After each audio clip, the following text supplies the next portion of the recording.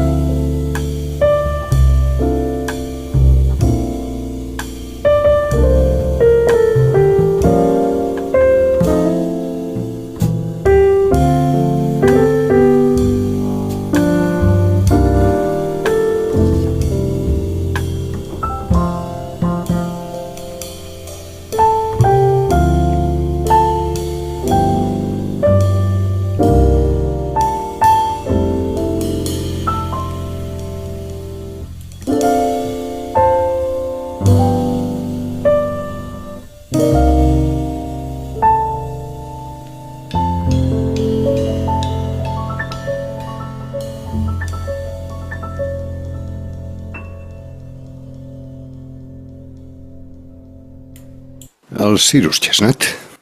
El primer que penses quan escoltes aquest disc és lo molt que seguríssim havien disfrutat el senyor MacDonald Chestnut i el seu fill Cyrus compartint música. Sí. Aquesta ja és la primera sensació, que després es va confirmant al llarg del disc. Per fer un disc d'aquesta mena calen músics sensitius, amb els que hi tens una certa afinitat. El contrabaixista Peter Washington i el bateria Lewis Nash són músics ideals. Ja havien treballat junts i el seu acompanyament és prou delicat per no ser intrusiu, però també prou destacat per posar tots els accents on calen, perquè ja sabem que tant el Washington com el Nash són dos músics realment molt, molt bons. És un trio estupendo. una de les parelles rítmiques més buscades per acompanyar. Escoltarem ara un parell de temes, I Must Tell Jesus, un himne gospel que segur retorna el Cyrus a la seva infantesa, a l'església on la seva mare era la directora del cor i el pare tocava l'orgue o el piano. I després una preciosa versió també del preciós But Beautiful. Sí? Seguim? Molt bé.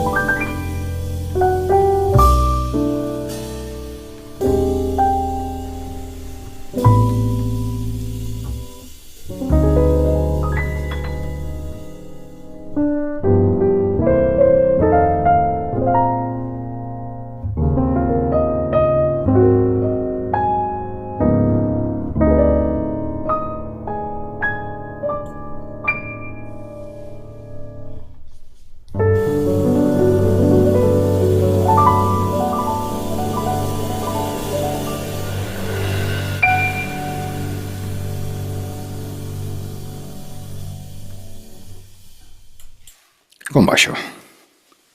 Molt bonic, idíl·lic. Que sí que és molt maco.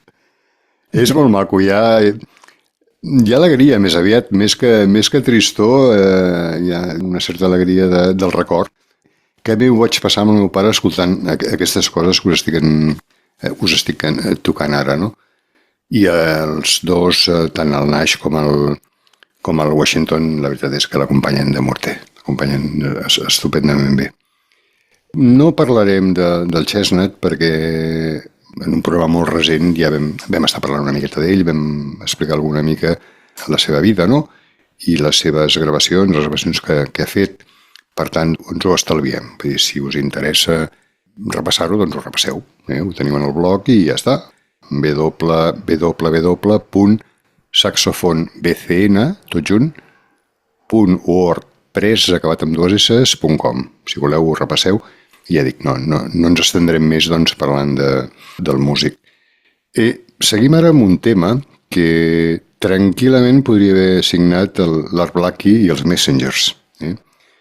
El que dona mostres doncs, que efectivament era una de les músiques que pare i fill escoltaven quan ell estava en formació i quan ell ja era un músic doncs, que ja estava al candeler, diríem, no?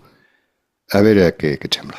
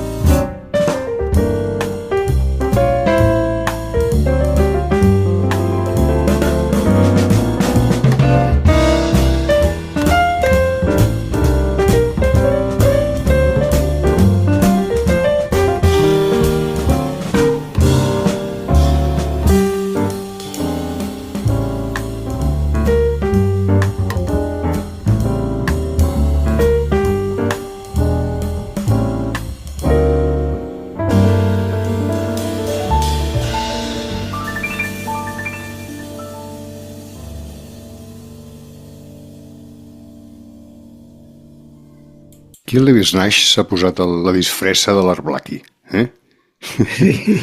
Més elegant, perquè la veritat és que l'Art Blackie era més matusser, era més de cops. Sí, Però... sí, efectivament, sí. Però aquí hi ha un gran canvi d'escenari per part del pianista. Aquí està molt vital, sí. i efectivament està aportant tot el pes amb aquesta peça, que està molt bé, molt bé. Recordes si el Chestnut va estar tocant amb el Blackie?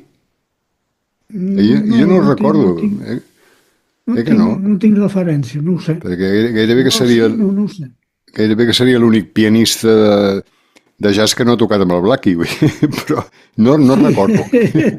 No recordo. Pocs que s'hagin salvat. Pocs s'han salvat, jo no recordo.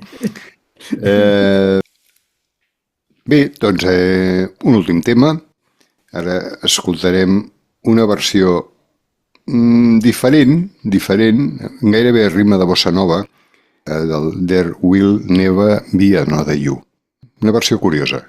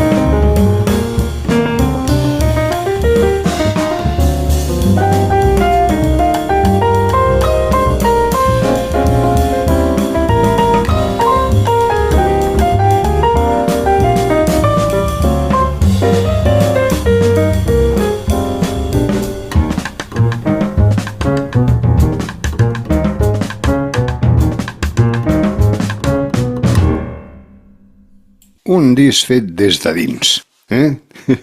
Li venia de gust fer aquest disc. Un pianista amb personalitat molt definida i, efectivament, és un dels bons pianistes que tenim. I tant que ho és. Bé, doncs això, tenim aquest proper, el 18, sí, tenim cita amb ell, tenim una cita prèvia programada amb ell, l'anem a veure.